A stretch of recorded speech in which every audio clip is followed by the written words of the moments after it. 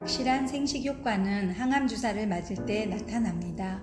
서울에 사시는 40대 여자분 정경희 씨의 체험 사례입니다. 유방암으로 한쪽 유방을 절제하면서 받은 충격과 고통을 말로 다 표현할 수 있을까요? 아이 둘을 낳고 기르면서 마음과 몸이 무기력해지고 자주 감기를 앓았으며 한 번 걸리면 잘 회복되지 않았습니다. 한 번은 마치 폐병 환자나 천식 환자처럼 얼굴이 시뻘겋게 달아오를 정도로 속 깊은 기침이 계속되더니 이내 설사와 변비가 번갈아 나타나기 시작했습니다. 보다 못한 친정어머니가 건강관리협회에서 검진을 받아보라고 등을 떠밀었습니다. 예상 외의 결과가 나왔습니다. 폐에는 이상이 없지만 유방에 이상 소견이 나온다며 대학병원에 가보라는 것이었습니다. 병원을 몇 군데 옮겨다니며 검사를 받아보니 유방암 2기였습니다. 의사는 10년 넘게 진료를 해보았지만 이런 경우는 처음이라고 했습니다. 유방암은 보통 덩어리가 잡혀 쉽게 알 수 있는데 제게 생긴 암은 그런 종류가 아니었던 것입니다. 유두를 중심으로 지름이 6cm 정도 퍼져 있는데 비지처럼 아주 묽은 상태라고 했습니다. 그러면서 이 암을 제거하는 방법은 절제밖에 없다는 결론을 내렸습니다. 유방암 수술을 받은 날도 그렇지만 붕대를 푼 순간은 결코 잊을 수 없을 것입니다. 막상 절제한 자리를 보고는 경악하고 말았습니다. 마치 평지처럼 그렇게까지 밋밋해질 줄은 상상도 못했습니다. 며칠을 울었습니다. 여성으로서 정체성까지 흔들리는 것 같았습니다. 하지만 현실은 현실이고 산 사람은 살아야 했습니다.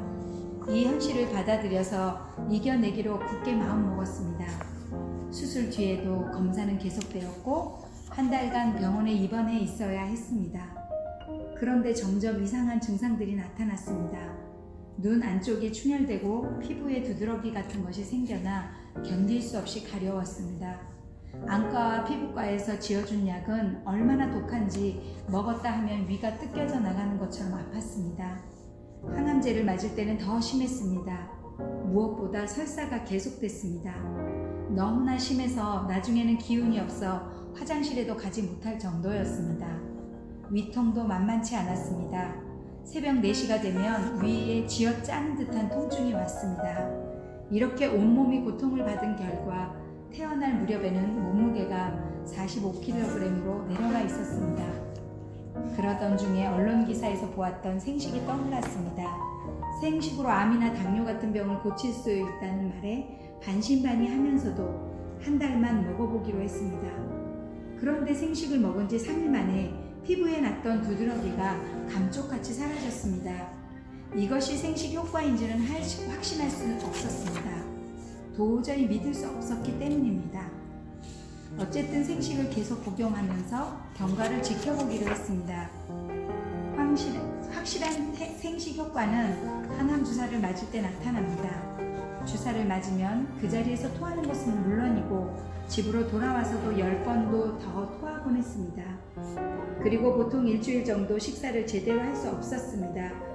그런데 생식을 먹으면서 토하는 횟수도 줄었고 이틀 정도 지나면서 식사도 무리 없이 할 수 있었습니다. 이후부터는 항암 주사를 맞기 전에 생식을 먹었습니다. 생식은 흡수가 빠르기 때문에 설사 토한다 해도 영양 손실이 적을 것이라고 생각했기 때문입니다.